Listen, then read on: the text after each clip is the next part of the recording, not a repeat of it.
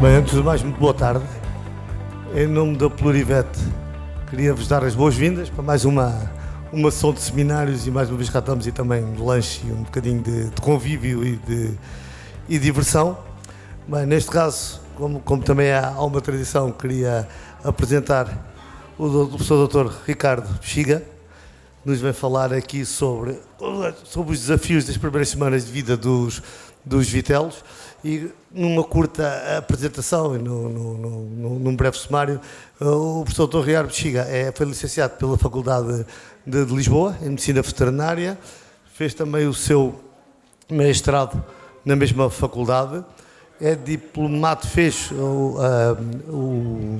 a diplomatura e a residência no Bovinet Management na Escócia, pelo qual é diplomado pelo Colégio Europeu, e ainda fez também o seu doutoramento em mastitos pela Faculdade de Medicina Veterinária de Lisboa e é também um sócio-gerente, dedica-se muito à prática clínica de bovinos de leite e na produção de bovinos de leite e ainda sócio-gerente da Servovet.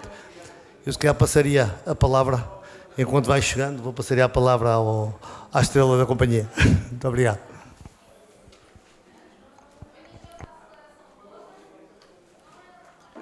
Boa tarde, penso que me estão a ouvir.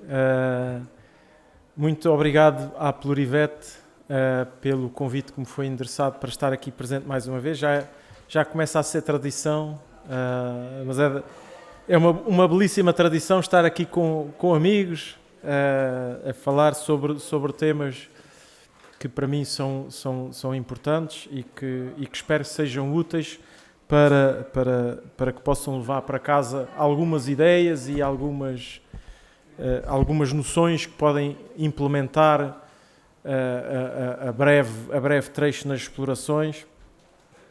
E, portanto, o tema hoje é, de facto, como ultrapassar os desafios nas primeiras semanas de vida dos vitelos. De facto, hoje em dia aquilo que sabemos é que aquilo que está previsto é que, de facto, o consumo do leite a nível global suba à volta de 1,7% por ano entre 2021 e desculpem, está ali mal escrito, não é 3030, é 2030. Isto era aqui nem o professor Zandinga conseguia fazer uma previsão de 1000 anos. Mas, de facto, isto serve um pouco para tranquilizar aquelas pessoas, os produtores, nomeadamente, que pensam, isto está aqui uma crise instalada e agora daqui para a frente as coisas vão sempre a piorar. De facto, aquilo que se prevê é que com o aumento da população mundial, o aumento da procura pelo leite continua a crescer e, obviamente, que essa procura vai ser desequilibrada entre diferentes países a nível mundial, quer dizer, a procura vai crescer e a produtividade vai crescer, sobretudo aqui na Índia e no Paquistão, mas na União Europeia as coisas vai continuar a aumentar a procura. E aquilo que nós vemos hoje em dia, e que já vemos há mais de 20 anos, é que as vacarias pequenas vão fechando e as maiores vão crescendo em dimensão. Porque isso lhes permite ter uma economia de escala, conseguem fazer poupanças em termos de investimentos e em termos até de mão de obra, conseguem poupar com esse aumento da sua dimensão. E há várias formas de aumentar esta dimensão. Uma delas é a compra de animais, tipicamente compra das vacarias que fecham. Não é? Há uma vacaria que fecha e há uma vacaria maior que compra esses animais. E obviamente que isso comporta uns certos riscos em termos de biossegurança. Quando compramos animais, estaremos provavelmente a comprar doença também. E depois temos aquilo que é a chamada expansão orgânica do nosso efetivo. O que é que eu quero dizer com isto? É um esforço de diminuição do refúgio, que é um bocadinho difícil de concretizar, um aumento da descendência, muitas vezes com a utilização de sêmen sexado, sobretudo na nossa população de nulíparas, e um ponto que eu acho que é muito importante e que é um pouco descurado e que é aqui a razão também da minha presença aqui hoje, é aumentar a sobrevivência dos vitelos. Qual é que é a situação atual em termos da sobrevivência dos nossos vitelos? E eu partilho aqui enfim, não trago aqui o nome do produtor, mas é um dos meus clientes. Tem uma vacaria que o ano passado teve 36 litros de média, um produtor que já está com 3 ordenhas, tem uma contagem de células somáticas abaixo das 200 mil ao longo de 2023, uma taxa de prenhez à volta dos 20% média para todo o ano e, portanto, temos aqui indicadores de que é, de facto, uma boa vacaria. É uma vacaria com à volta de 300 animais em ordenha. Agora, olhando para os seus dados de mortalidade neonatal e mortalidade nos vitelos, o quadro é ligeiramente diferente, não é? O que é que ele teve em 2023? Mortalidade neonatal 4%, ok? Portanto, 300 vacas em ordenha, como eu disse, tem à volta de 11, teve em 2023 11 vitelos que morreram. E a mortalidade até ao dia 60 de vida, excluindo a mortalidade neonatal, foi de 15%. Portanto, morreram na exploração dele 46 vitelos. Portanto, o total que ele teve foram 57 vitelos mortos, entre a mortalidade neonatal e a mortalidade até ao dia 60. Numa vacaria que é boa, termos 57 vitelos que morreram e que seriam, obviamente não seriam 50% de fêmeas e de machos, porque ele também usa sêmen sexado, seriam mais fêmeas, mas de facto é um resultado estranhamente mau. Mas não é tão incomum quanto isso. Não é?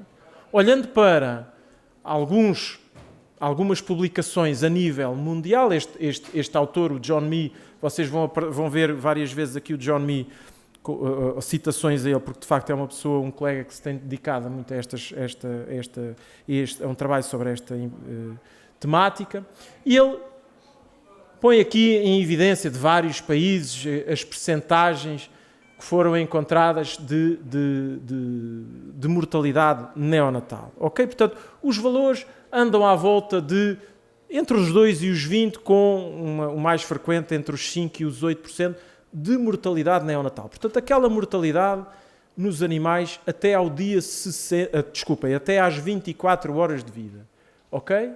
E quais foram as causas, não é? Mais uma vez, olhando para vários artigos a nível mundial, o que é que eles têm? Olha, distócia, o parto que correu mal, anóxia, o animal aparentemente teve dificuldades respiratórias na altura do parto, defeitos congénitos, infecções, etc. Portanto, aquilo que nós, em termos sumários, encontramos em várias publicações no mundo, são que 35% destes casos, à volta disso, resultam de distócia. O parto não foi assistido, ou houve uma situação qualquer que fez com que o parto corresse mal e, de facto, os vitelos morreram à nascença. Depois temos 30% de anóxia. Estes animais ou não respiraram, não chegaram a respirar, ou tiveram alguma dificuldade respiratória que condicionou a sua morte nas primeiras 24 horas de vida.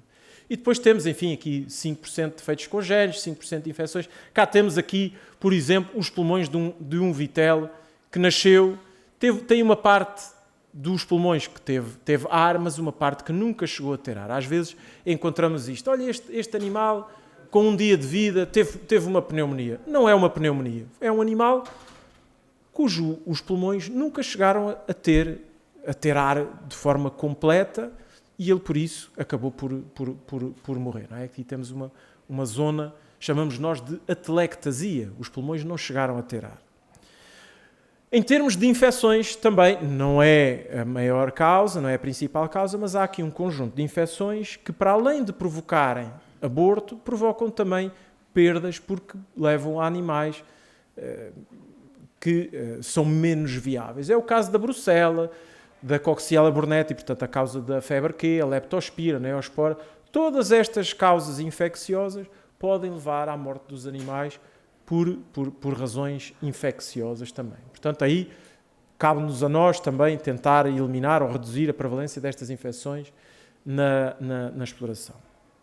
E aqui volto a falar deste colega irlandês, o John Mee, e ele diz a certa altura, isto são palavras dele, que se calhar devíamos redefinir as prioridades em relação aqui à mortalidade neonatal. Porque muitas vezes, diz ele, os produtores quase que ficam como, enfim, acham isto normal, ficam um bocadinho adormecidos. Isto é tão frequente, a mortalidade neonatal, que nós assumimos, isto é normal, e daqui não conseguimos melhorar. E de facto, isso é um fenómeno que ele reporta, mas que também é reportado em algumas publicações. Por exemplo, na Noruega, aqui a percepção do produtor, por exemplo, subestimava a mortalidade neonatal em 40%, no Canadá em 50%. Aqui estes produtores, 94% dos produtores entrevistados no Canadá diziam: não, isto está tudo bem, não tenho nenhum problema de mortalidade neonatal, mesmo quando o problema andava nos 8,8% de mortalidade. Ou seja, se em 100 vitelos tínhamos 8,8 que morriam, eles diziam: não, eu acho que só tenho 4,4, porque assumiam que, ou indicavam 50% abaixo daquilo que era a realidade. Esta falta como eu direi,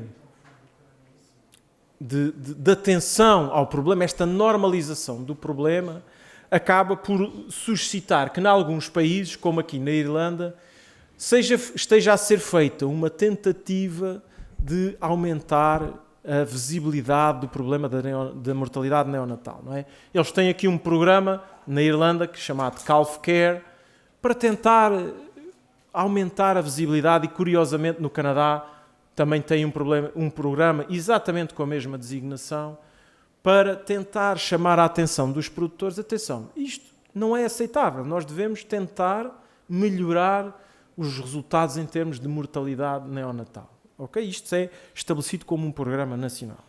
Como é que nós podemos reduzir, nós não tendo um programa nacional, podemos tentar reduzir e implementar nos nossos efetivos ou nos efetivos que estão à nossa responsabilidade, tentar reduzir um pouco esta mortalidade neonatal. Um primeiro passo será utilizar bons registros, termos bons registros, sabermos qual é a situação atual do nosso efetivo. Okay? Quantos é que estão a morrer nas primeiras 24 horas de vida? Depois, evitar as distócias, obviamente, porque é a principal razão pela qual as coisas correm mal. Como, por exemplo, formando os técnicos que fazem assistência aos partos. Esta é uma realidade que eu encontro várias vezes nas explorações. Falo com os produtores, então quem é que faz os partos? Pode fazer isto e pode fazer aquilo. Mas a formação destas pessoas é um bocadinho escassa. Depois a questão da vigilância noturna. Hoje em dia, sobretudo aqui no sul do país, muitas das vacarias têm 3 ordenhas e não há tanto tempo assim sem que haja alguém na vacaria. Não é? Eu tenho vários clientes com 800 vacas em ordenha, com 500 vacas em ordenha, com 3 ordenhas e, portanto, se calhar ali das 2 às 6 ou da 1 às 5 da manhã, há um período em que de facto não está ninguém presente na exploração. Mas os ordenhadores que estão presentes até à 1 da manhã e que começam a estar presentes às 5 ou às 6 da manhã, devem ir ao parque, à maternidade e verificar se há alguém a precisar de ajuda. Okay? E também há um ponto importante, e aí isto é muito de secretaria, não é? De escritório, a detecção atempada das gestações prolongadas. Quando é que nós, de facto, estamos a ter aqui uma gestação que vai além dos dias que deve ter e que precisamos, se calhar, de induzir o parto. A vigilância diurna deve ser, idealmente, de hora a hora, não é? Alguém, todas as horas, deve passar pela maternidade e ver o que é que está a acontecer. E, obviamente, que progressivamente e com a diminuição, enfim, da preponderância da mão de obra que é utilizada nas vacarias, vamos começar a confiar mais em sensores. Este é um sensor que está bastante, começa a estar bastante presente no mercado, os sensores da SCR, em que eles têm um componente que é o ProCalv e em que eles dizem que conseguem identificar, o desconforto pré-parto, não é? Vamos conseguir detectar quando um animal tem desconforto pré-parto e conseguir intervir de forma precoce. Há vários exemplos. Este é um exemplo, este chama-se iVet, e este tem um sensor de temperatura e de luminosidade, é introduzido na vagina do animal. Quando o animal expulsa aqui este aparelho, ele vai detectar um abaixamento na temperatura ambiente, um aumento da luminosidade e vai nos dizer: este animal está a parir. Isto não quer dizer que o animal esteja a parir em stress. Isso significa apenas que está a parir e que podemos ter um pouco mais de atenção. Ok? Portanto, aí ainda faltam alguns sensores capazes de detectar o parto com dificuldade. Ok? A intervenção ao parto também tem muito que se lhe diga. O mesmo colega que eu já tenho falado aqui um bocadinho, John Mee, na sua tese de doutoramento já há 20 anos, ele uma das coisas que fez foi a comparação entre a intervenção no parto, 15 minutos depois de detectarmos os 2 membros no canal do nascimento, ou 2 horas após detectarmos os membros no canal do nascimento. Ok? E o que ele verificou foi que quando a intervenção era passada às 2 horas e não 15 minutos, tínhamos uma redução da dificuldade do parto, uma redução da duração da assistência, uma redução da ocorrência de lacerações, um aumento do número de partos sem ajuda e um aumento dos vitelos levantados 1 hora após parto. Ok? Portanto, aqui assim, obviamente que não estou aqui a dizer, olha, agora deixem-nas estar sossegadas. Obviamente que não. Estou a dizer que quando não há uma hemorragia na altura do parto, correspondente a um descolamento da placenta, quando não há uma dor demasiado elevada, por exemplo, que nos faz pensar numa torção uterina. Mas num parto normal, mais vale deixarmos a natureza cumprir o seu percurso, a dilatação ser feita até ao final e conseguirmos ter com isso um parto mais fácil. Será melhor para a mãe e será melhor para o vitelo, obviamente. Quando as coisas correm mal, o que é que nós devemos fazer? Bom, devemos suspender o vitelo num portão, por exemplo, para saírem os fluidos. Devemos colocar o vitelo em decúbito external e não deixá-lo em decúbito lateral, para que ele consiga respirar com maior facilidade. Devemos colocar água fria no ouvido, tocar com uma palhinha no nariz para estimular a respiração, esfregá-lo vigorosamente para o secar e para estimular a respiração e também colocar um pouco de desinfetante no umbigo. Portanto, tudo isto são manobras que potencialmente poderão melhorar um pouco a sobrevivência num animal recém-nascido. Bom, esta é uma parte. A questão muitas vezes, se lembram daquela vacaria de que eu falei no início, tinha 4% de mortalidade. Portanto, não era assim nada de extraordinário, é melhorável, mas de facto não é assim tão mal quanto isso. Onde eles estavam muito mal era nos tais 15% de mortalidade até ao dia 60. Não é? O que é que nós encontramos em várias publicações? Houve aqui uns autores que olharam para isto e foram juntar artigos de vários pontos a nível mundial e eles tinham entre 5% e 11% nesses vários artigos. Ok? Portanto, isso, entre 5% e 11% é o valor que é mais ou menos expectável em termos de mortalidade, ou até ao dia 60 ou até ao desmame. Os artigos às vezes falam de uma coisa ou de outra. E aquilo, quais são as causas? Bom, de que é que eles morrem? Já sabemos, a maior parte morre de diarreia, outros morrem de doença respiratória e depois há ali uns que morrem de umas outras coisas. Mas, portanto, aqui reparem, 32% causas digestivas, 25% de causas respiratórias, se não me engano, não estou, talvez seja, penso que é isso que está aqui a dizer. Isto é dados dos Estados Unidos, 2021, grandes, que estão centenas de milhares de animais, ok? Como é que podemos evitar a mortalidade ao desmame? Aqui, assim, é que temos aqui uma série de facto, de recomendações que eu espero que sejam úteis. Uma delas, e que eu sei que não é fácil de cumprir, é no colostro e na sua administração rápida. Ok? Portanto, aquilo que nós tínhamos até há relativamente pouco tempo era os 10% do peso corporal do vitelo nas 6 primeiras horas. Eu, em abril, estive num congresso em Espanha, onde esteve talvez uma das pessoas que mais publica aqui na área dos vitelos, este senhor chamado Mike Steele, que é canadiano, e ele dizia, bom, qualidade, mais de 22% de BRICS. Já vamos falar aí do que é o BRICS e de como é que nós conseguimos medir estas coisas. Quantidade, 10% de peso vivo nas primeiras 12 horas.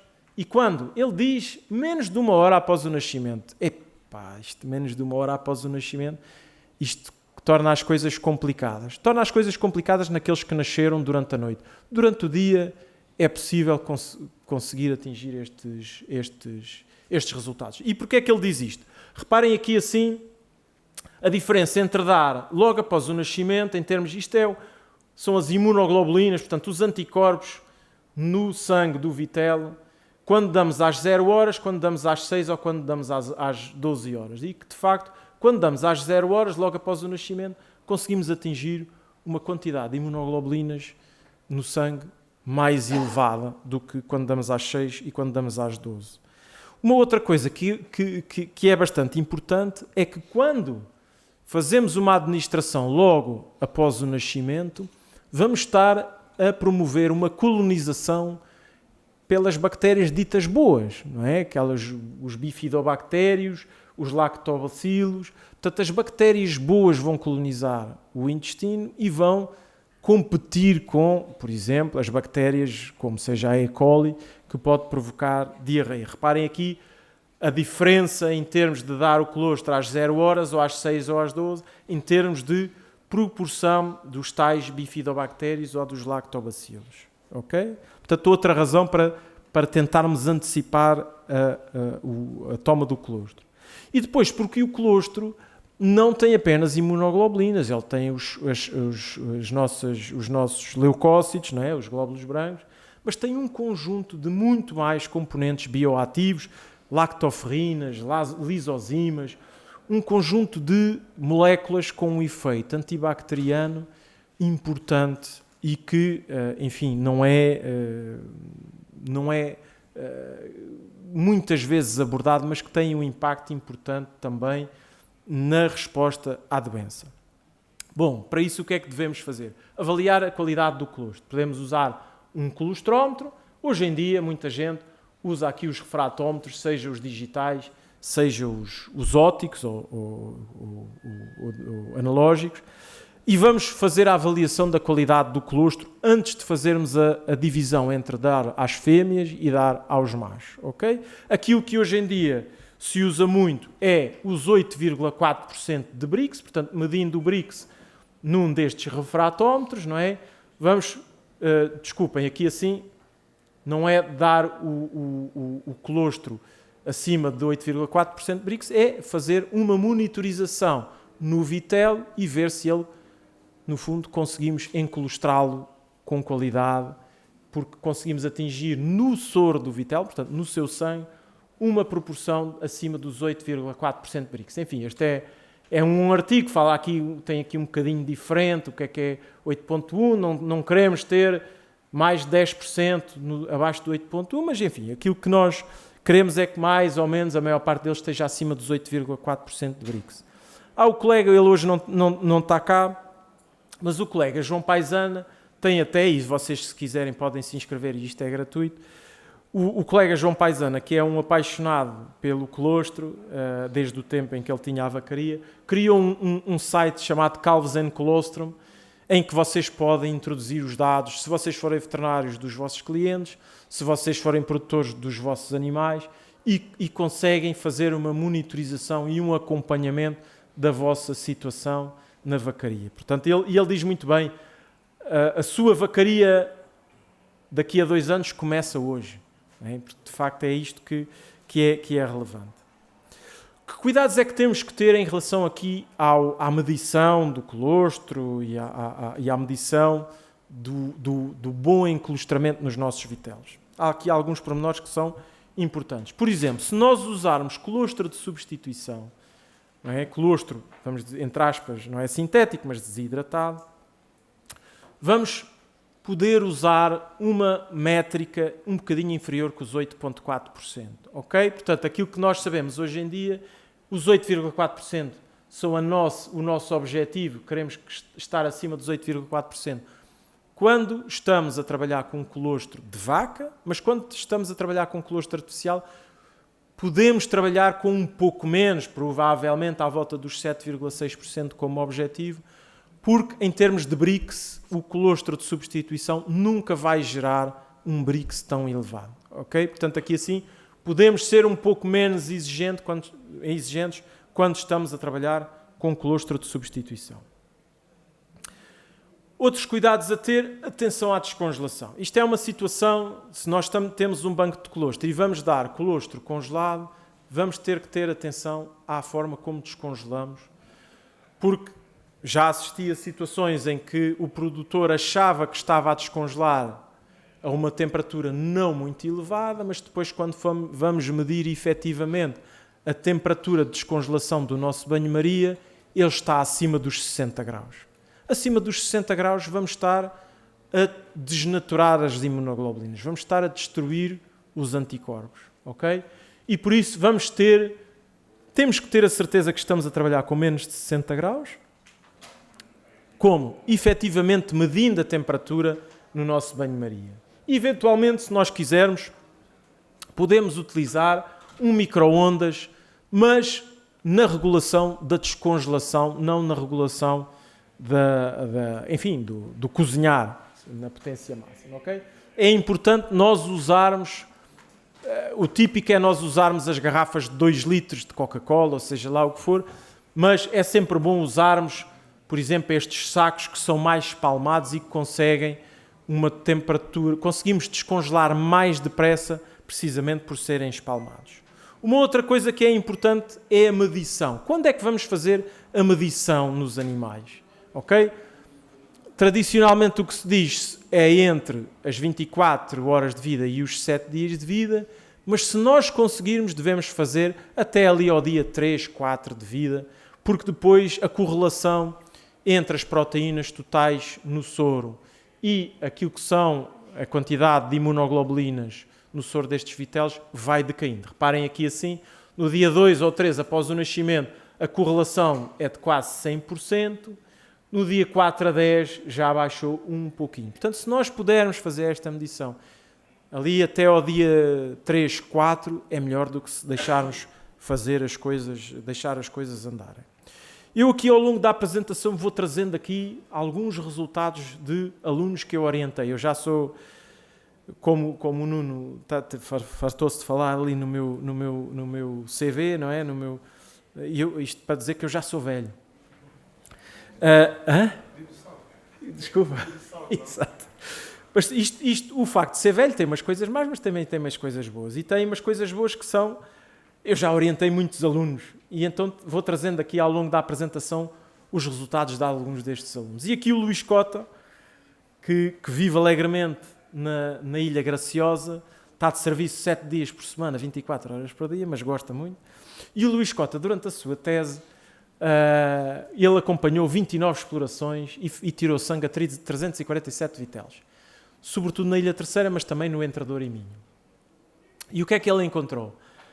Na Ilha Terceira, 24% dos vitelos tinham falha de transferência. Portanto, eles não tinham bebido colostro em quantidade ou em qualidade suficiente. No Entrador e Minho, 46%, um bocadinho mais. Ok? Portanto, a situação ainda temos bastante a melhorar. E havia, curiosamente, ele encontrou entre 6% e 100% dos animais por vacaria. Ou seja, havia vacarias em que não havia um vitelo que tivesse bebido o colostro em quantidade suficiente. Curiosamente, na Ilha Terceira, em que o resultado é melhor, 34% dos vitelos eram deixados com a mãe. Portanto, eles não se preocupavam em dar o colostro, eles simplesmente deixavam-no com a mãe e, aparentemente, isso melhorava um bocadinho a ingestão de colostro nesses animais. E outra coisa que é importante é que o colostro, se nós tivéssemos em quantidade suficiente, não é bom apenas no primeiro dia. Não é? Como este meu cliente tem uma arca cheia de colostro e eu estou-lhe sempre a dizer, epá, isto vale ouro, esta coisa que vocês têm aqui vale ouro, cá estão as garrafas de Coca-Cola, etc, etc.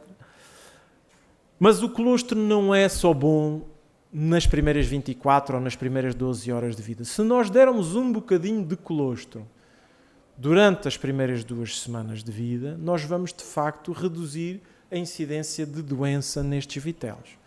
Um trabalho já deste ano em que eles tinham dois grupos de 50 vitelos. Num deram leite de substituição, davam aqui 450 gramas de pó, 2 vezes ao dia, e noutra davam 450 gramas de pó, mais 45 gramas de colostro de substituição. E aquilo que eles encontraram foi que, quando davam o colostro, estes animais cresciam mais. Apesar de eles darem só 90 gramas, eles estavam a crescer mais 140 gramas por dia na primeira semana. E tinham praticamente 4 vezes menos risco de mortalidade até ao desmame. Portanto, o colostro, darmos o colostro, se nós tivermos muito colostro, não darmos apenas no primeiro dia de vida, vai conseguir diminuir a incidência de diarreia neonatal e também doença respiratória. Por isso é que muitos produtores de leite hoje em dia suplementam o leite de substituição também com imunoglobulinas, porque o efeito não é apenas no primeiro dia de vida. Agora, temos aqui o nosso inimigo público, número 1, que é o Cryptosporidium parvo. Não é? O cripto, isto toda a gente, quando se ouve falar de cripto é uma tragédia, isto entra aí a diarreia por cripto e vamos morrer não sei quantos, ok? De onde é que vem o cripto? Isto só queria chamar aqui a atenção, porque de facto os resultados aqui da Leonor, eu volto aqui a trazer os resultados dos meus orientandos, porque acho que são bastante relevantes. Aqui a Leonor, ela ainda não defendeu a tese, mas já posso apresentar aqui alguns dados. E o que é que a Leonor foi fazer? Numa vacaria de grande dimensão, com 800 vacas em ordenha, ela foi tirar amostras de 7 vacas ao parto.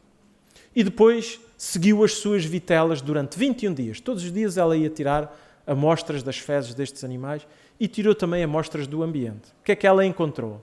Ao parto, nenhuma das vacas estava a excretar cripto. Portanto, os vitelos à partida não se infectaram na altura do parto, a partir da mãe. E depois, quando é que eles começaram a ter? Olha, ao dia 6, 4 em 7 estavam a excretar cripto e ao dia 7, 7 em 7 vitelos estavam a excretar cripto. Passado um tempo, ao 19º dia, já só havia um. Mais importante, das amostras ambientais, o que é que nós encontramos? Amostras positivas. Olha, as luvas dos tratadores, as botas dos tratadores, os comedores do concentrado, as jaulas pré-entrada e as jaulas pós-saída. Em todas elas havia Cryptosporidium. Então, mas, não, isso aí é uma vacaria, meu Deus, isso era uma porcaria, falta de higiene. Não, esta vacaria, não é esta fotografia, isto é uma fotografia, enfim, comercial, mas esta vacaria lava o viteleiro todo com uma máquina de pressão, com água sob pressão. E depois vai aplicar um desinfetante ativo contra o Cryptosporidium. Neste caso, posso ter aqui, porque não há muitos no mercado, o Canococcus.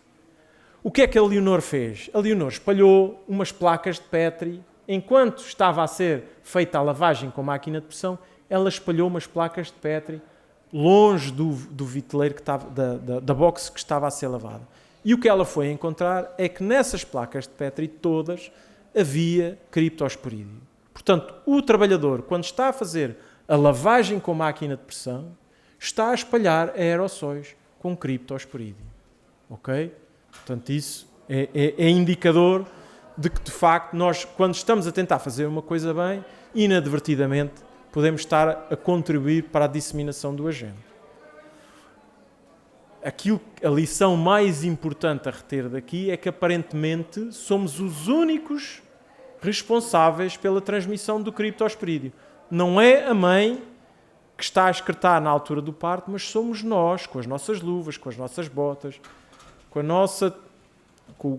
a forma como nós nos movimentamos no viteleiro, que estamos a contribuir para que os vitelos fiquem infectados com o Cryptosporidium. Pergunta aqui dos produtores que aqui estão.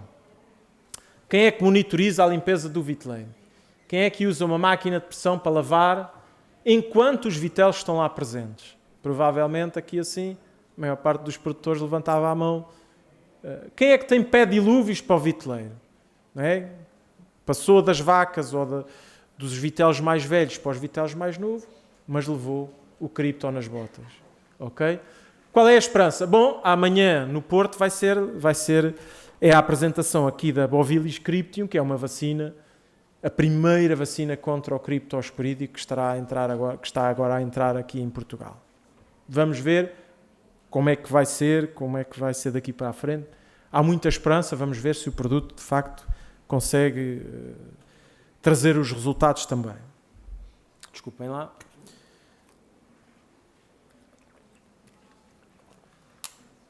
Bom, no caso de haver diarreia, como é que devemos ou como é que podemos intervir? Enquanto o vitelo tiver diarreia, ele merece levar uns eletrólitos. Portanto, ele está com acidose, nós devemos tentar equilibrar para a alcalose. Devemos tentar corrigir essa acidose. Ok? E quando é que ela precisa de vitela? Desculpem, quando é que esta vitela precisa de uma ajudazinha extra para além dos eletrólitos? Olhem, está aqui uns critérios que são fáceis de utilizar. A temperatura retal está baixa, abaixo de 38,0. Portanto, esta vitela tem hipovolemia, está desidratada tanto que tem uma temperatura abaixo do normal.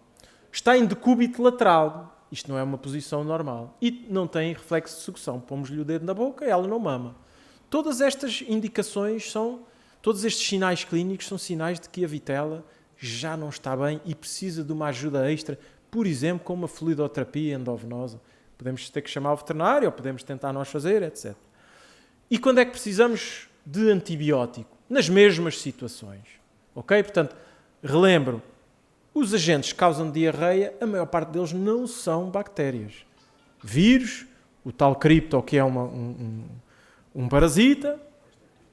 Portanto, na maior parte das situações, nós até nem precisamos de um antibiótico. Agora, se o animal estiver pior, ou se tiver sangue nas fezes, eu costumo dizer aos meus clientes, olha, se ele tem sangue nas fezes, é porque tem fezes no sangue. A barreira entre o intestino e a corrente sanguínea já não está íntegra e então há bactérias que vão para o sangue. Então aí merece antibiótico.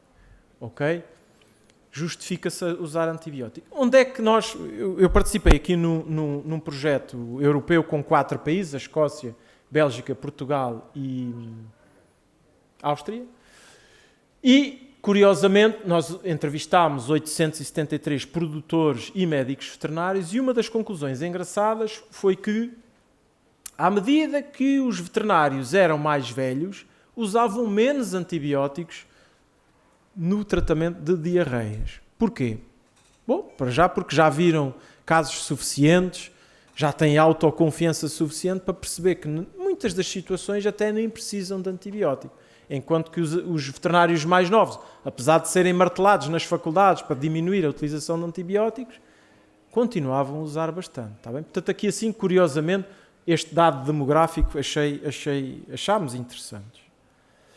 Bom, passando para além da diarreia para a doença respiratória. É o que vem a seguir, não é? Quais são os sinais clínicos de doença respiratória? Não é só aquilo que nós dizemos, o vitelo está a bater, não é? Está a respirar visivelmente. Não, vai muito além disso.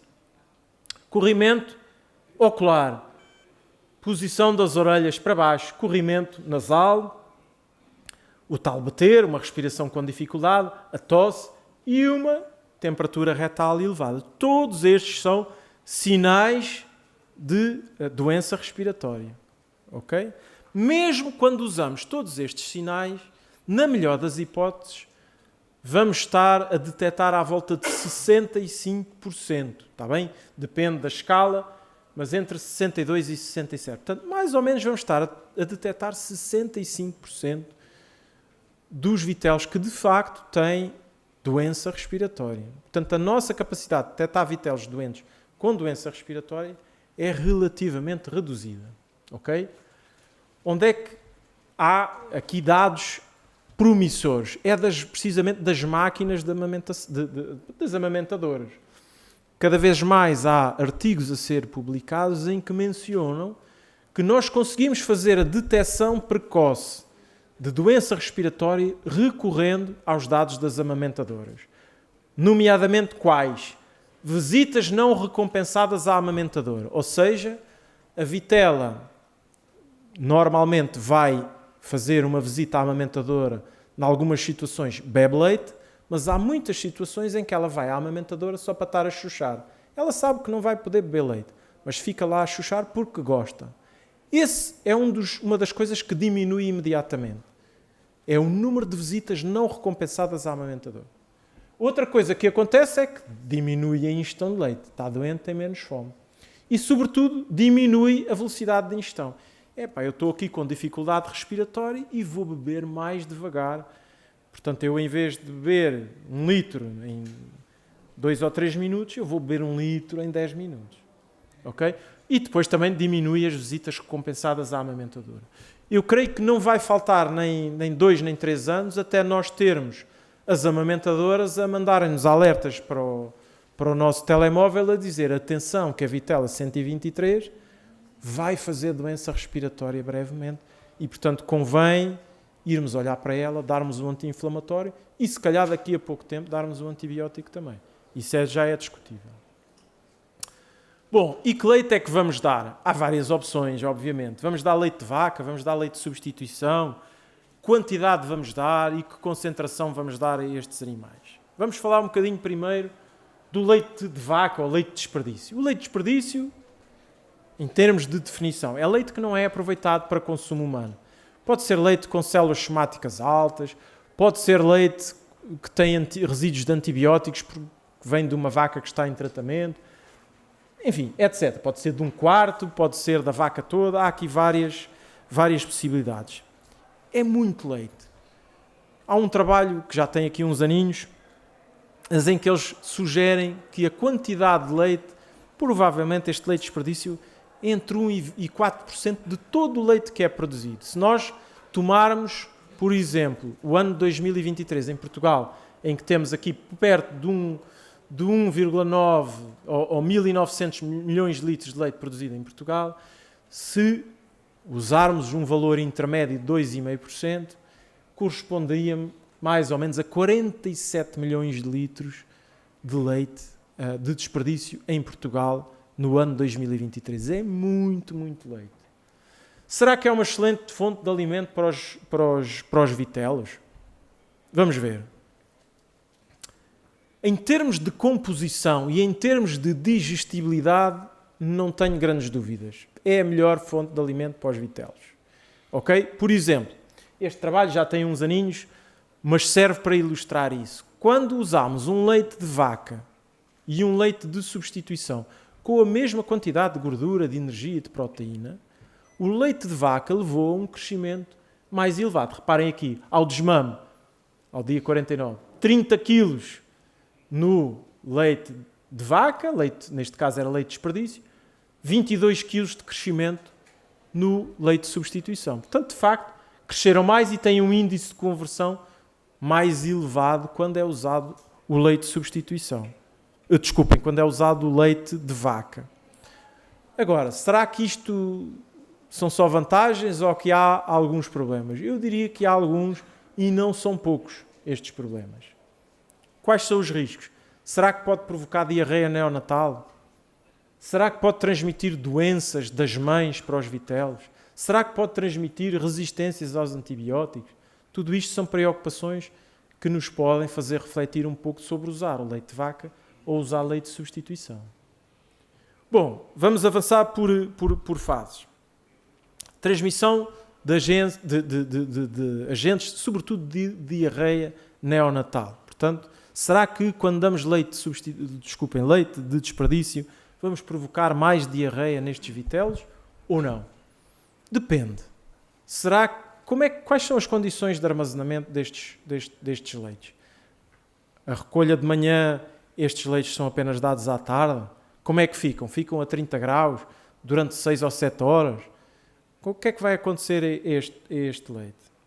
Um trabalho também de uma aluna minha, da Verónica, que trabalha na Ilha Terceira, ela própria produtora, e a Verónica fez, na sua dissertação de mestrado, ela foi contar as bactérias que estavam presentes nos leites que estavam a ser dados aos vitelos. Ok? E reparem aqui assim, ela tem aqui apenas 3 leites de tanque e tem aqui uma 3,6. Isto aqui é logaritmo de base 10. 3,6 corresponde mais ou menos entre 3 e 4, aqui entre 1.000 e 10.000 bactérias por mililitro de leite. Não é? O nosso leite de tanque normal anda ali nas 8, 10 mil, se as coisas correrem bem, 10.000 bactérias por mililitro de leite. E, portanto, estes leites de tanque estavam dentro disso. Os leites de desperdício que estavam a ser dados, que era o principal, ela tinha aqui 55 amostras de leite de desperdício, tinham 6, isto é logaritmo de base 10, portanto é 1 e 6 zeros à frente. Portanto, estávamos aqui a falar de uma contagem próximo de 1 milhão de bactérias por mililitro de leite. Porquê? Provavelmente era leite de mamitos, já tinha mais bactérias e depois é deixado à temperatura ambiente durante não sei quantas horas. e é natural que este leite tenha mais bactérias. Será que isso tem impacto depois em termos de diarreia?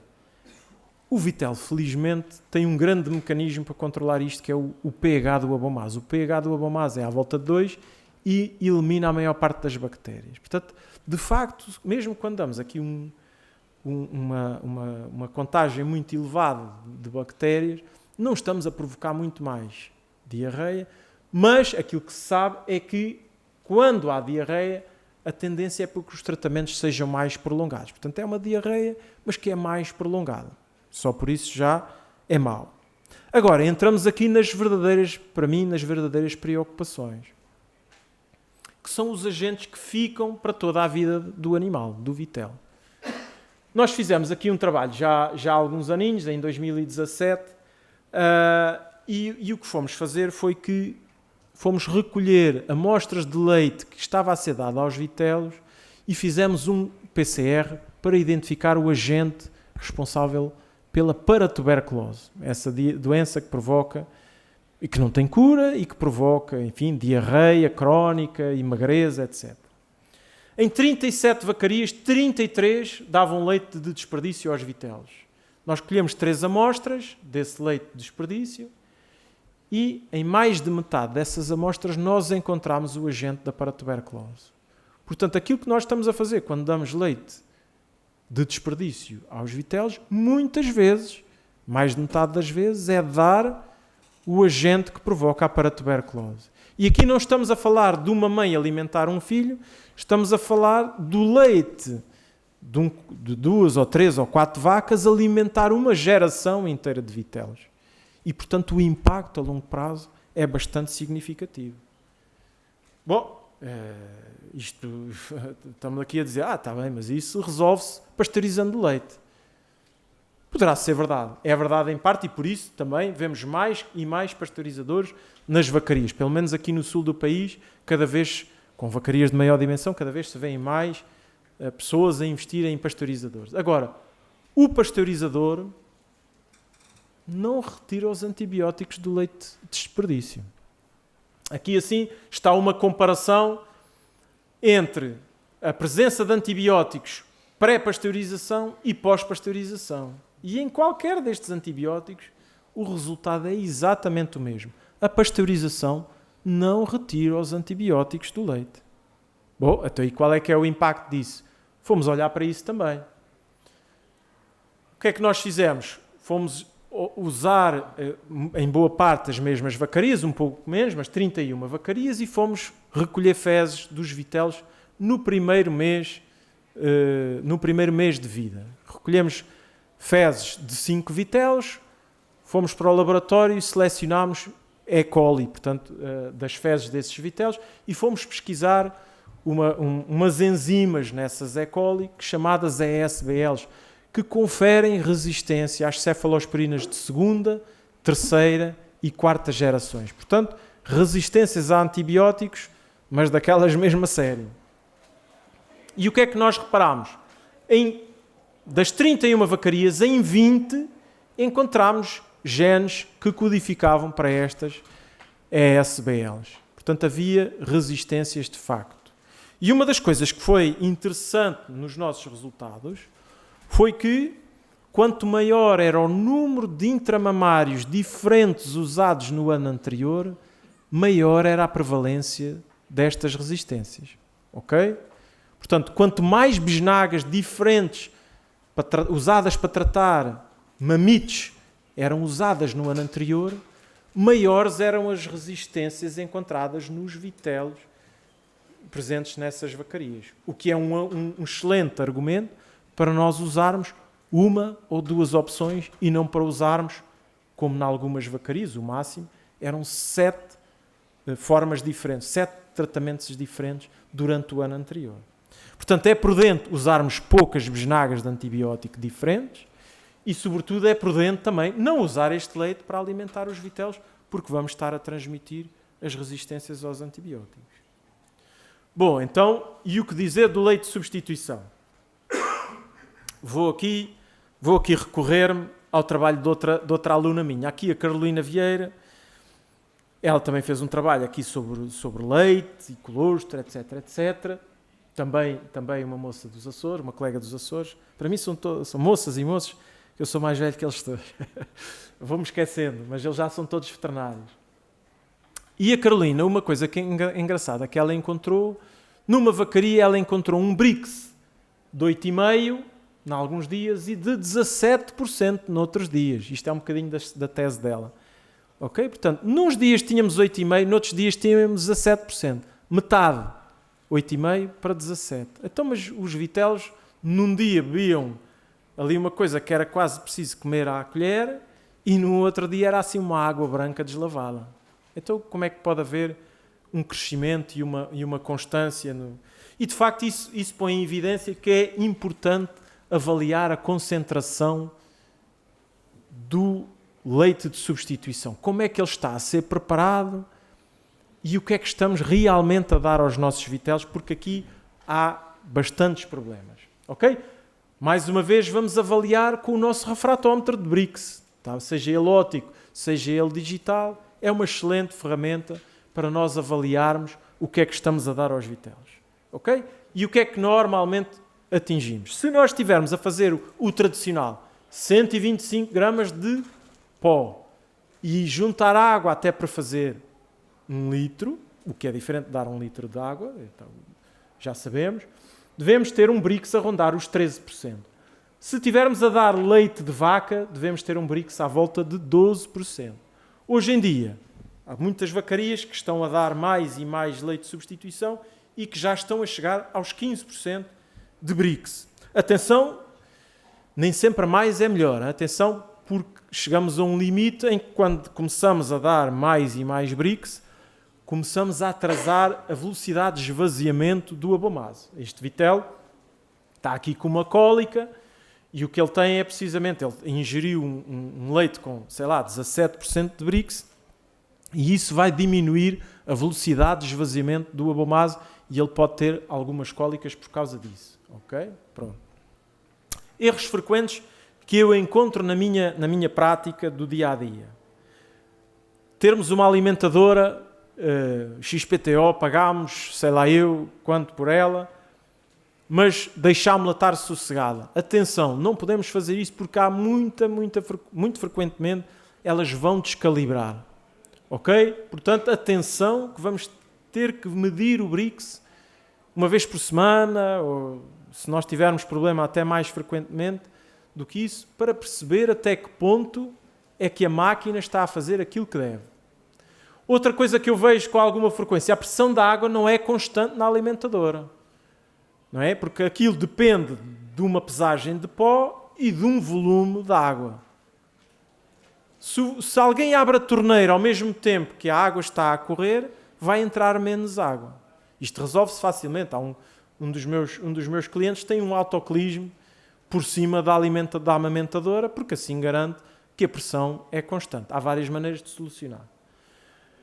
Outra, o local onde está a ser preparado, o leite está num plano inclinado. Isto foi uma vacaria que também estava ali, os crescimentos não estavam a ser adequados. Porquê? Porque eles tinham um chamado milk taxi, não é preciso ser dessa marca, mas eles tinham uma maquinazinha com rodas onde eles preparavam o leite e isso estava num plano inclinado. Portanto, onde eles chegavam e liam o nível, olha, aqui estão 240 litros, se as rodas não estavam no mesmo plano, aquilo estava a indicar um volume diferente do real e, portanto, eles não estavam a preparar a mesma quantidade. Outras situações. A medida ser... nós dizemos ao Pinder, olha lá, eu agora já nem digo ao Zé ou ao Manel, já isto agora é tudo Nepal, Bangladesh, Índia. Pinder, olha lá, tinha que falar em inglês. Pinder, olha... A medida, tens que pôr 5 medidas para esta quantidade de água. E para ele, uma medida é diferente da medida do sono ou do Aman. São diferentes, porque uma é de cagulo e a outra é rasa. Mas estão a pôr as mesmas medidas, não é? A quantidade é completamente diferente. Portanto, é preciso definir junto deles qual é a quantidade certa. Outra, o refratómetro está descalibrado. Eu vou medir com o refratómetro. Sim, senhor. Não, eu faço sempre a medição. Então vamos lá ver como é que está o refratómetro, se ele está calibrado ou não. Esta borrachinha que aqui está a tapar um parafuso. Ok? Se nós pusermos água destilada aqui a 20 graus e formos fazer a leitura deve ser de 0. Se não for de 0, vamos rodar este parafuso até ser 0. Ok? Isso é que é calibrar o nosso refratómetro. E só a partir daí é que temos certeza da leitura que estamos a fazer. Ok? Portanto, aqui só um resumozinho daquilo que é a utilização do refratómetro usando a percentagem de Brix. Se for para o colostro abaixo de 18%, é um colostro de má qualidade. 18 a 22, intermédio, normalmente podemos usar nos vitelos, nos machos. Se for mais de 22, é um de boa qualidade e devemos favorecer as fêmeas com este colostro. Vamos verificar a transferência da imunidade passiva. Vamos querer acima de 8,4% de Brix quando medimos até aí ao dia 3, 4 de vida. Ok? Evitando ir ao dia 7, por exemplo. E verificar a correta preparação do leite de substituição. Enfim, 13, 14%, à volta disso. Bom, em termos de qualidade de leite, e eu agora qualidade de leite, podíamos estar aqui o resto da tarde a falar sobre qualidade. Eu vou trazer apenas aqui algumas notas em relação... Há muito mais pessoas que percebem muito mais do que eu de qualidade de leite, de substituição, e portanto eu não vou alongar acerca deste assunto. Há leites com mais proteína, há leites com mais gordura, há leites com mais lactose. Em termos de crescimento, as diferenças, se eles forem isoenergéticos, se tiverem a mesma energia, as diferenças não são enormes. O que pode haver, e aquilo que ainda não se sabe hoje em dia, é que do ponto de vista metabólico há muitas diferenças. E não se sabe ainda, a longo prazo, na primeira ou na segunda lactação, o que é que estas diferenças metabólicas vão produzir, porque ainda não chegámos lá, ainda em termos de investigação. Portanto, aqui assim, por exemplo, temos a comparação de 4 leites, um leite inteiro, leite de vaca, um com gordura elevada, tinha 25%, um com proteína elevada e um com lactose elevada. E apesar deles darem crescimentos muito semelhantes, aquilo que se notava era que do ponto de vista metabólico, e aqui são vários metabolitos que estão, a bilirrubina, os ácidos gordos não esterificados, as enzimas hepáticas, o que isto dava era concentrações nestes vitelos completamente diferentes.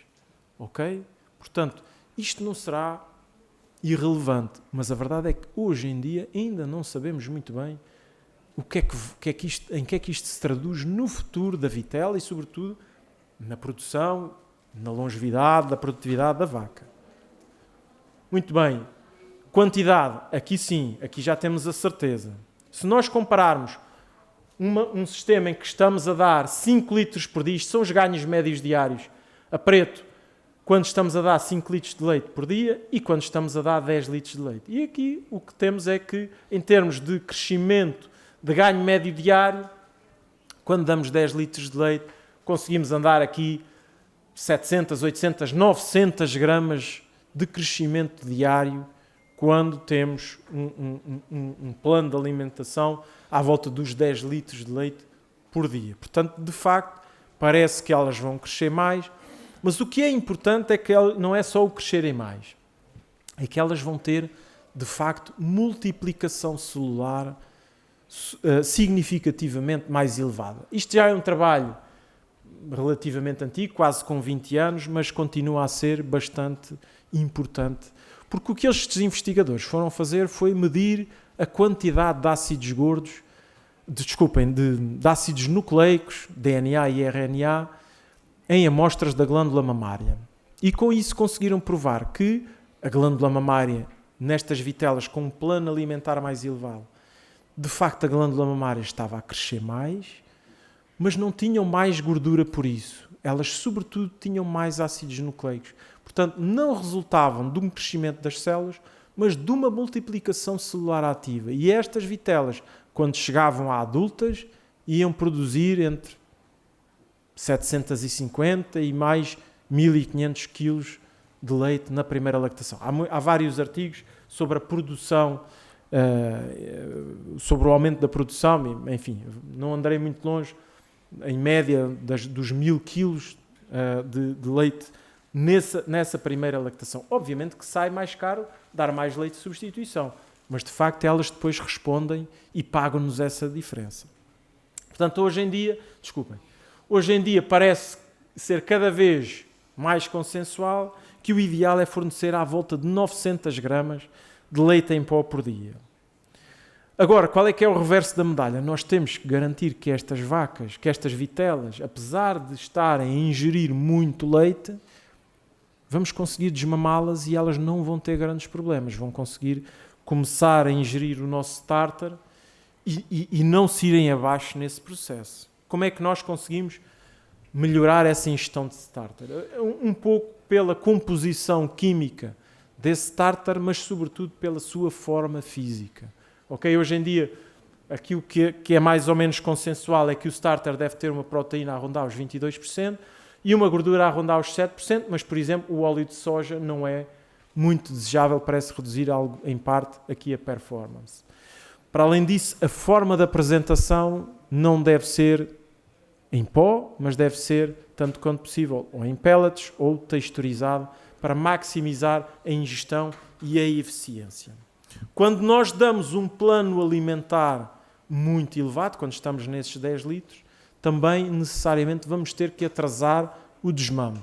Reparem aqui assim, na comparação entre um desmame às 6 semanas e um desmame às 8 semanas, quando o plano alimentar era muito elevado. O que acontecia é que, de facto, quando era feito um desmame às 6 semanas, elas tinham uma quebra muito mais acentuada na ingestão de starter e, portanto, quando damos um plano alimentar mais elevado, devemos, de facto, atrasar um pouco o desmame, se bem que cá em Portugal são raras as pessoas que fazem desmames tão precoces quanto as 6 semanas, ok? Mas, portanto, tentar aumentar um pouco leva a uma maior ingestão antes, durante e depois do desmame.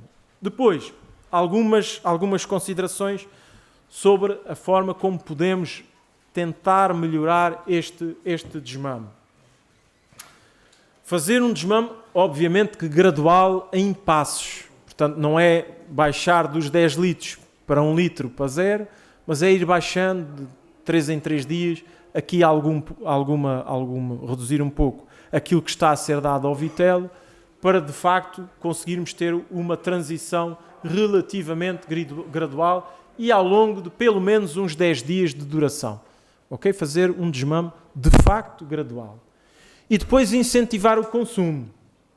Uma das coisas que, curiosamente, se verificou que incrementa o consumo, que incentiva, é ter o nosso starter do mesmo lado do leite e da água. Okay? Portanto, estes investigadores verificaram que quando tinham o starter no mesmo lado do leite e da água, tinham uma ingestão significativamente mais elevada.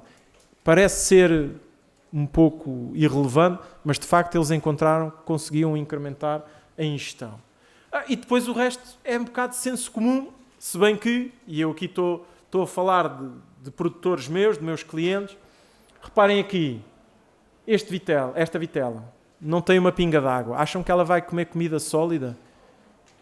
Eu costumo dizer aos meus clientes, então você experimente comer um prato de Nestum e não beber nada, e não lhe darem água nenhuma a seguir. O que é que vai acontecer? Eu se calhar ao fim da primeira ou da segunda colherada de Nestum vou estar sossegado. Mesma coisa, não há ingestão de comida sólida se não houver água. E água de qualidade. Isto, obviamente, este balde teve leite e não foi lavado. Portanto, aqui este vitelo não vai ingerir. Outro erro comum que eu encontro é o concentrado ser dado à vitela em quantidade excessiva. Ok? Portanto, o que é que o Rakesh vai fazer? Desculpem, eu parece que sou aqui do Chega, eu não sou do Chega. Mas a realidade é que hoje em dia é tudo malta. Pronto. E o que é que nós temos? Se eu precisar de pôr o concentrado uma vez por semana, poupo trabalho. E, portanto, eu vou pôr uma quantidade exagerada de concentrado. Agora, eu, de cada vez que vou... Eu ao sábado de manhã, sempre, se não estou a trabalhar, levo os miúdos, vou ao supermercado. E eles, sempre que chega à zona do pão, eles têm que comer um papo seco. Porquê? Porque lhes cheira bem. E pá, eu tenho que dar um papo seco. Sem nada, hoje cada um dos meus filhos come um papo seco. E aqui é exatamente a mesma coisa. O vitelo vai comer mais se lhe cheirar bem. Ok? Portanto, eu não vou pôr muito concentrado à frente do vitelo todos os dias, porque ele daqui a uns dias ele já não vai ter grande interesse. Portanto, eu vou-lhe pôr uma pequena quantidade todos os dias, porque isso vai incentivar o consumo e vai diminuir bastante aquilo que vai ser as perdas com água, com baba do vitelo, etc, etc. Ok? Portanto, pouca quantidade, todos os dias, é uma das formas de incentivar o consumo. Depois estarmos atentos ao desmame. No desmame é normal haver acidose. É normal. Seja acidose ruminal, seja acidose a nível intestinal, do cólon. É frequente nós vermos uma diarreia com bolhinhas. Isto significa que há acidose a nível do cólon dos vitelos. Outra coisa que eu às vezes encontro é que no parque dos vitelos desmamados há muita tinha. Isto é um sinal de imunossupressão. Estes vitelos têm o seu estado imunitário está diminuído também. Porquê? Porque eles passaram por um desmame um bocadinho difícil. Ok? Portanto, atenção, tentarmos fazer uma transição tão suave quanto possível e não avançarmos para a transição se elas não estiverem a comer 1 kg de starter, estou a falar da Holstein, em 3 dias consecutivos. Isto pode ser mais difícil de monitorizar em alguns sistemas. Aquilo que eu digo em alguns clientes meus é: tenham um balde com marcas. E nós tentamos perceber para este grupo quanto é que eles, como grupo, estão a consumir por dia. Eu quero, para desmamar, quero que eles estejam a comer 1 kg por dia por vitelo durante 3 dias consecutivos. Eu aí posso tirar o leite à vontade, que o embate não vai ser muito grande. Muito bem, então e o que é que eu quero em termos de instalações?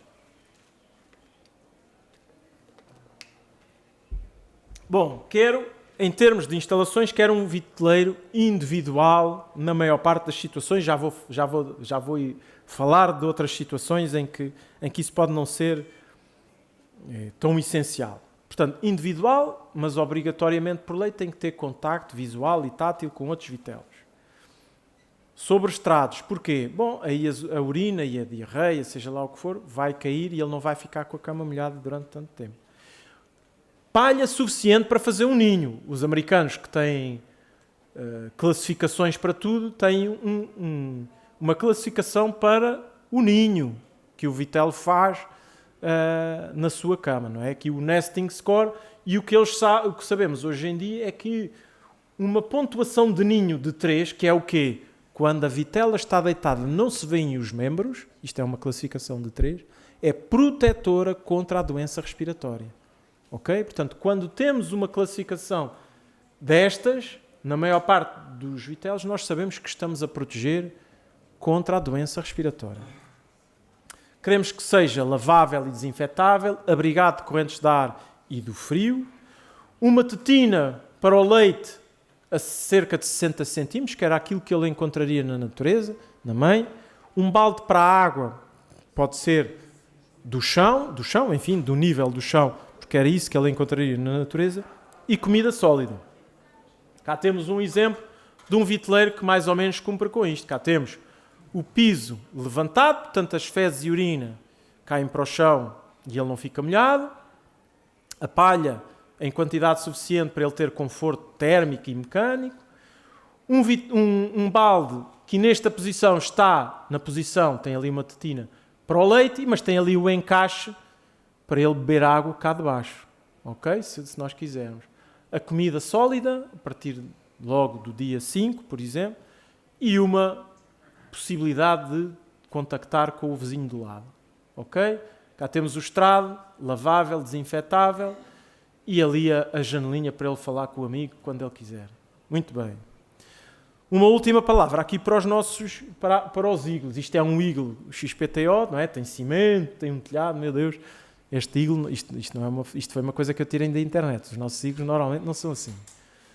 Mas o que é que eu quero dizer aqui em relação aos iglos? Os iglos, para mim, são uma alternativa bastante interessante, mas é preciso aqui alguns cuidados. Os iglos, para mim, são interessantes porque permitem ter os animais a pares. E hoje em dia, cada vez se fala mais nisto, que a colocação dos vitelos a pares favorece a socialização e a aprendizagem. Os animais, quando estão a pares, vão, por exemplo, quando são colocados em grupo, vão aprender mais depressa, vão se dirigir mais depressa à amamentadora, vão ter menos medo da interação com o seu ambiente. Em termos de saúde, podem-me dizer, mas eles, se estão a pares, vão ter mais diarreia. Não é consensual. Há vários artigos. Uns dizem, sim senhor, têm mais diarreia, e outros encontram exatamente o oposto. Está bem? Portanto, isso diz-me que provavelmente, em algumas vacarias, se a higiene é boa, se o maneio é bom, provavelmente não vai haver mais doença por causa disso. Portanto, depende muito do maneio e de higiene. Muito importante para os produtores que já estão com a corda ao pescoço em termos de área impermeabilizada, nós conseguimos ter um viteleiro em que não precisamos de impermeabilizar o solo. E permite também uma outra coisa que para mim é muito, muito, muito interessante, que é uma mudança de local e, portanto, uma diminuição da acumulação de agentes infecciosos num determinado local. Okay? Portanto, aqui conseguimos proteger os vitelos contra as diarreias neonatais por causa disso. Agora, pontos importantes, e aqui isto não é num cliente, mas uma coisa que eu acho interessante é que permite a lavagem. Lembram-se há pouco quando eu falei do criptosporídeo e da lavagem com a máquina de pressão?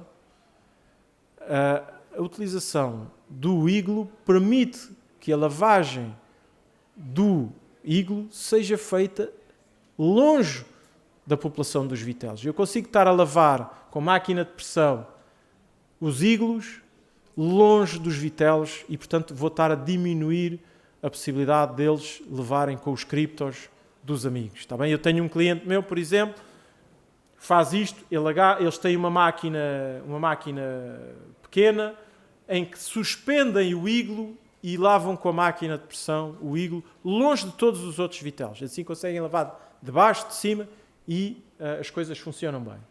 Reparem que só que isto é de lavá-lo, não me interessa, mas reparem que eles têm aqui escrito temperatura da água acima de 65 graus. Ok? Portanto, se vocês forem lavar, já agora matem o cripto com a água quente. Ok? Pronto. Um dos problemas que os iglos têm é que são demasiado quentes no verão. Não é? E vocês, se forem ao pé dos iglos, aqueles iglos estão ao sol durante o verão, chegam lá às 2 da tarde e eles, coitadinhos, estão a penar. Está bem? De facto, é uma coisa que não é um dos pontos negativos deste sistema. Está bem? Portanto, idealmente criar ensobramentos e criar aberturas adicionais à circulação do ar. Reparem aqui, isto é nos Estados Unidos e eles puseram ali um bloco. Já vamos falar aqui um bocadinho mais de porque é que isto pode beneficiar aqui estes vitelos. Só queria trazer, eu sexta-feira estive num cliente meu e achei, eu sei, obviamente, que já sabia que ele fazia, mas olha, vou tirar aqui uma fotografia para mostrar lá na apresentação. Reparem aqui o que é que este produtor ali da zona da Moita tem. Olha, para já tem 2 vitelos por iglo, tem bastante espaço aqui assim, e isto dá-lhe pontos extra na avaliação do bem-estar. Ter os vitelos não sozinhos, mas 2 a 2. E ele tem 2 outras coisas. Tem ali várias linhas, ali está outra linha, de árvores de folha caduca. Portanto, no inverno estão a levar com sol, no verão estão à sombra, aqui para este lado é o sul, e portanto eles estão protegidos. Não contente com isso, o que é que ele faz? A palha velha de um viteleiro anterior, ele faz ali um telhadozinho de colmo nestes vitelos, está bem? Portanto, ele tem ali uma atençãozinha ao pormenor que eu acho que é bastante... E, portanto, estão a ver ali, está outro, aqui a fotografia é só de um, mas todos eles têm ali um telhadozinho para tentar proteger deste calor.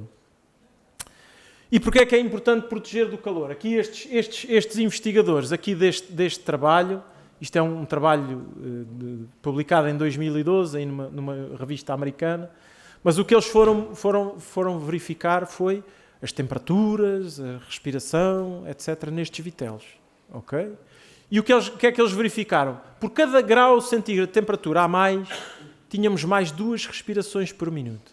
Reparem aqui, com um tijolo às 17 horas, tínhamos 44 em vez de 58 respirações por minuto. Portanto, só o facto de termos uma altura e de aumentarmos a circulação de ar nestes ígloos era bastante significativo em termos de proteger o vitelo contra, enfim, a doença respiratória, até porque os níveis de CO2 eram significativamente mais baixos. Reparem aqui assim, às 7 da manhã sem tijolo, às 7 da manhã com tijolo. Não é? Os níveis de CO2 são significativamente mais baixos quando pomos o tijolo. Okay? Portanto, é uma coisa que é do mais simples que há. Colocar um tijolo do lado oposto à entrada, melhoramos a ventilação e os vitelos estão bastante melhores. Nos mais velhos, obviamente que um viteleiro coletivo é o que é necessário por lei, não é? Isto é definido em termos de legislação comunitária.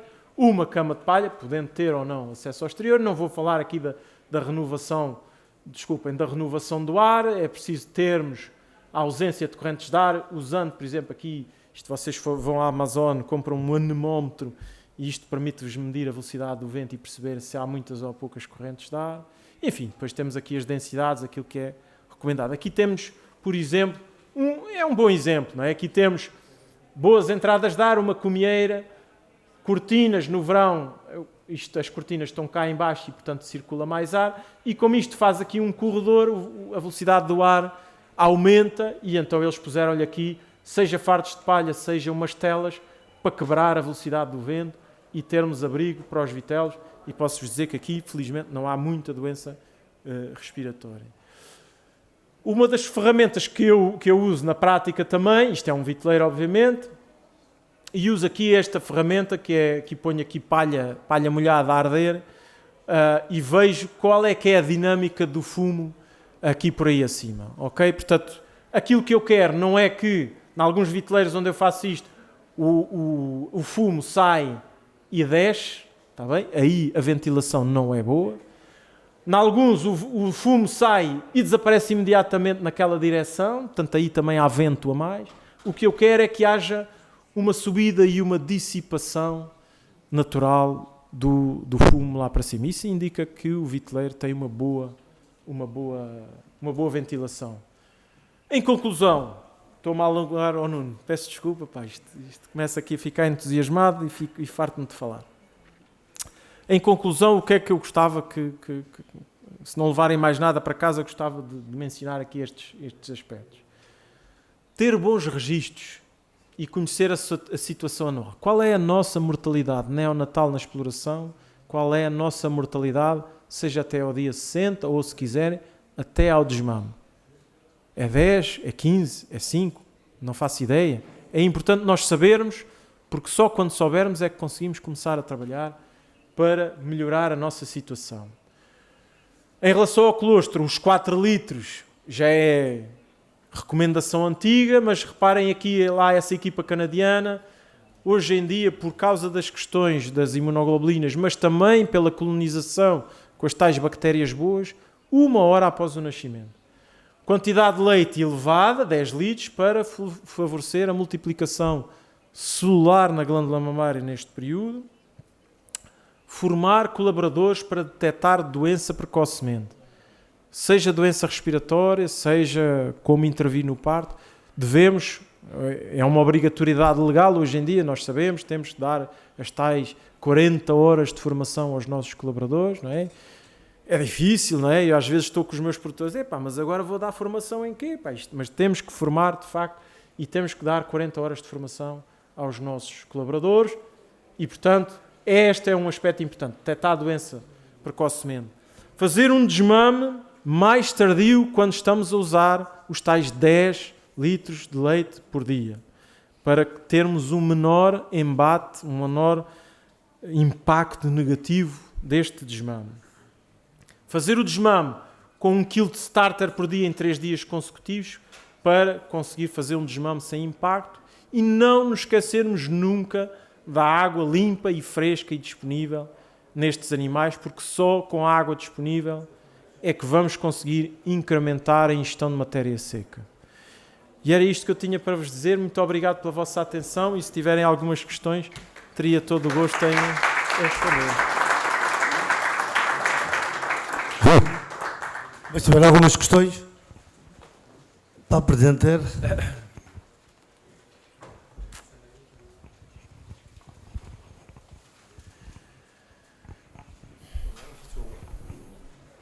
Oh, Ricardo, se não há nenhuma, gostava de só de fazer uma. Existe aqui algum critério que a gestão de colostro devia ser até às 24 horas, e nas éguas ainda menos, não é? Menos, até às 12 horas, por assim dizer, não é? Que a imunidade passiva seria. Vimos aqui que iria até aos 7 dias, 5, 7 dias. A ingestão a medição do enclustramento, da eficácia do enclustramento. Então isto é um bocadinho um mito urbano ou realmente é a realidade que seja realmente às 24 horas o prazo limite? 12, 24 horas? Quanto menos melhor. Aquilo que eu até há... As coisas vão evoluindo e até há pouco tempo andávamos sempre a batalhar 4 litros nas 6 primeiras horas. E aquilo que tem vindo, em termos científicos, aquilo que agora cada vez mais se fala não é deixem lá as 6 primeiras horas, é na primeira hora, se vocês conseguirem. Obviamente temos os partos noturnos e aí a situação é o que é, eles podem se levantar e ir beber da mãe, isso aí esperemos que façam. Mas nas outras situações, tentarmos dar o colostro o mais cedo possível. Aqui assim, às vezes, às vezes é só uma questão de disciplina. Então o que é que acontece? Olha, eu vi que ele nasceu, vou já pôr a descongelar. Vou já pôr o colostro a descongelar. Eu não vou estar à espera que a mãe vá à ordenha para depois dar o colostro da mãe. Eu vou descongelar este colostro que tenho aqui e daqui a 1 hora que estou capaz de dar o colostro. Há haver alguma... É quase uma urgência. Isto é quase... não. De facto, temos de tentar o mais possível dar os 4 litros na primeira hora, nas primeiras... Pronto, é muito importante. Bem, se não houver mais questões, cabe-me agradecer ao Ricardo Bexiga pela presença e sempre a disponibilidade que tem para estar aqui a partilhar conhecimento e inovação e o último, né, em termos de investigação e de resultados e de publicações, não é? E pronto, de qualquer modo penso que alguns ficarão para a segunda palestra, senão também já sabem, a partir das 6 horas estão convidados para estar no nosso stand numa degustação da Associação de Criadores da Carne Alentejana, que gentilmente sempre nos ajuda e patrocina e disponibiliza este ano. Portanto, muito obrigado para já pela presença, muito obrigado Ricardo, pela presença e pela disponibilidade sempre. Obrigado.